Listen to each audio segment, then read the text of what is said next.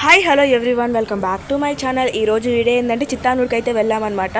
ఈరోజు ఫ్రైడే, అలాగే పౌర్ణమి కదా, సో అందుకోసం అయితే వెళ్ళాము. అరుణాచలంలో అయితే ఈరోజు ఫుల్గా రష్ ఉంటుంది.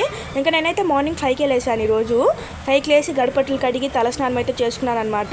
ఇంకా మా బుడ్డోడు ఒక 6:30కి లేచాడు. ఇంటికి వచ్చినప్పటి నుంచి బయట అయితే ముగ్గేస్తున్నాం అనమాట.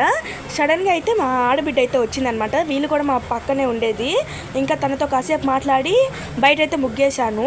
నాకు అంతగా ముగ్గులు రావు, నేను రోజు యూట్యూబ్లో చూసి అయితే వేస్తున్నాను. ఏదో ఒక షార్ట్ వీడియోలో అయితే నేను వేసే ముగ్గు అయితే ఖచ్చితంగా చూపిస్తాను.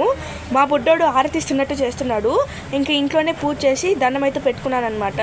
నెక్స్ట్ ఇప్పుడైతే చిత్తానూరుకి వెళ్తున్నాము. చిత్తానూరు కాడ నుంచి అలాగే సుబ్రహ్మణ్య స్వామి కొండకైతే వెళ్ళాలి అనుకుంటున్నాం అనమాట. అది చిత్తానూరు దాటి ఇంకొద్దిగా పోతే వస్తుంది. నేను ఎప్పుడు చూడలేదు, ఈరోజు ఫస్ట్ టైం చూశాను. చాలా అంటే చాలా బాగుంది, కాకపోతే రష్ తక్కువ ఉంది అక్కడ. యాక్చువల్లీ ఈరోజు మేము కుమార తీర్థం వెళ్ళాలనుకున్నాము. అంటే తిరుమల మీద కుమార తీర్థం సంవత్సరానికి ఒకరోజు తెరుస్తారనమాట. మా ఉగాదికి ముందు. ఈసారి అయితే March 14, ఈరోజు మార్నింగ్ 6 to ఆఫ్టర్నూన్ 11 దాకా ఉంటుంది. మా బుడ్డోడు వల్ల మమ్మల్ని అలో చేయరు. 10 years to 6 years దాకా అలో. 10 years చిన్నపిల్లవాళ్ళని, 6 years పైన ముసలి వాళ్ళు అయితే అలో చేయరంట. ఇంకా అందువల్ల మేము కూడా పోలేదు. యాక్చువల్లీ ముందు రోజు దాకా పోవాలని ప్లానింగ్ ఉండింది. తర్వాత ఇంకా పంపిరని తెలిసిపోయిన తర్వాత ఇంకా అయితే ఇట్లా చిత్తానూరుకి అయితే వచ్చేసాము. చిత్తానూరులో కూడా దర్శనం చాలా బాగా జరిగింది, కాకపోతే రష్ ఎక్కువ ఉన్నిందనమాట. ఇంక ఈరోజు పౌర్ణమి కదా, చాలా అంటే చాలా రష్ ఉన్నింది. ఇంకా అట్లా స్ట్రైట్గా ఇంకైతే సుబ్రహ్మణ్య స్వామి కొండ అయితే ఎక్కుతున్నాము. ఇక్కడైతే కుక్కలు చాలా ఉన్నాయి. బిస్కెట్ వేయగానే వచ్చేసాయి అనమాట. మా బుడ్డోడు కూడా వాటికి వేస్తున్నాడు. వాటికి భయపడి వాటి చొప్పు ఆడే వదిలేసాడు అనమాట. కొద్దిగా వాటికి వేస్తూ ఉంటే వాడు కొద్దిగా అలవాటు పడుతున్నాడు. ఇంకా అలాగ అక్కడ వేసేసి ఇంకా సుబ్రహ్మణ్య స్వామి కొండలో కూడా దర్శనం బాగా జరిగింది. కాకపోతే రష్ కొద్దిగా తక్కువ ఉంది కొండ. ఇంకా మేమైతే మధ్యాహ్నం వెళ్ళాము. ఎండ మాత్రం సూపర్గా ఉంది, అసలు చాలా ఎక్కువ ఎండ ఉంది.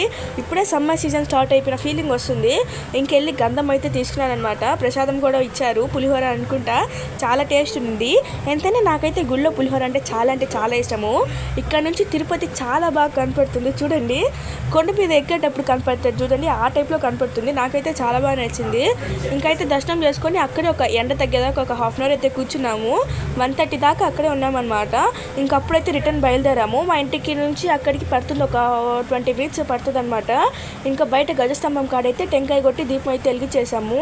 మా బుడ్డోడు నేను మధ్య పిండి దీపాలు పెడుతున్నాను కదా, అక్కడ ముగ్గేస్తాను కదా, వాడు ఏ గుడికి వెళ్ళినా అట్లా ముగ్గేస్తున్నట్టు వాడి ఫీలింగ్ అనమాట.